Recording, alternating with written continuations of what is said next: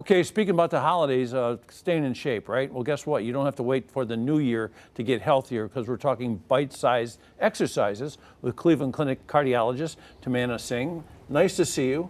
Bite-size, I hear the word bite-size, I hear snacks, and those are all the things that I think make you fatter and more out of shape, but I guess it's not the case with what we're talking about. Certainly not the case. I mean, I think exercise snacks are all about movement versus exercise snacks versus the movement into your mouth, I guess. But the whole thing about exercise snacks is all about motivating individuals to get some form of movement, and some is better than none. And so the definition of the snack really is kind of getting movement for less than several minutes, several times a day, several times a week. And I think if we've got time to scroll on our phones or watch a show on cable or Netflix, and we certainly have time to spend a couple minutes moving.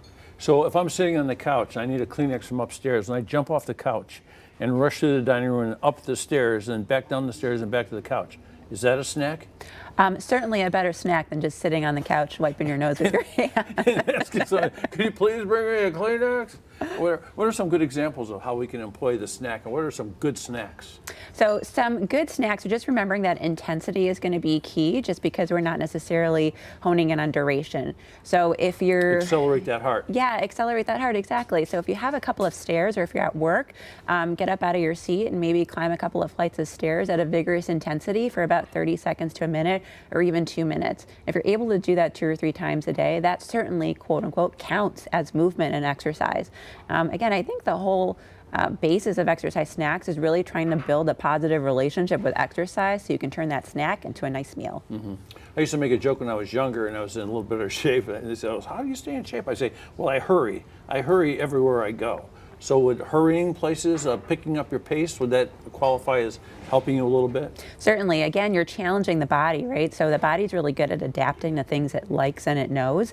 But when you're challenging the body to start to send more oxygen to the muscles that need it, start to become better and more efficient at utilizing oxygen, you're able to kind of train and build a little bit of aerobic endurance, whether that snack is small and bite-sized or whether you're committing to something more sustainable and long-term. It's so funny to hear you over and over use the term snack, because was so not close to what we're talking about now. But I know a lot of folks have these watches now that talk about your heartbeat, and can you use that as a tool also to see how much of a snack you're getting? Yeah, I mean, heart rate can certainly guide how much intensity you're getting out of that snack. So typically heart rate goes up when you're doing vigorous activity, and if you notice that on your smartwatch, great.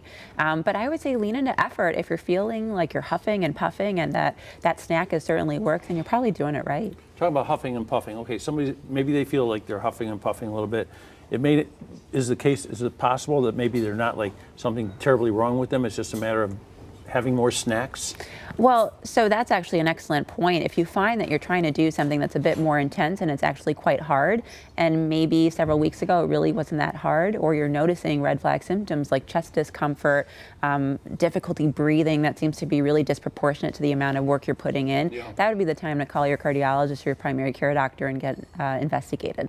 Yeah, because I know a lot of people, they go through the holidays and then they think they're going to make up for the holidays for being like, eating too much, drinking too much on January, just take off and be a superstar again, and it doesn't always work out. It certainly doesn't, and you put yourself at greater risk for injury from a musculoskeletal perspective. And I think that's also where exercise kind of gets a bad rap. A lot of us, and a lot of social media and what we see tries to play up at exercise as something you have to do for a long time, do really intensely, and do all the time. And we don't necessarily have that time and availability in our day-to-day. So I think the whole precipice of the snack, and certainly doing a little more than the snack, is just developing a positive relationship with movement.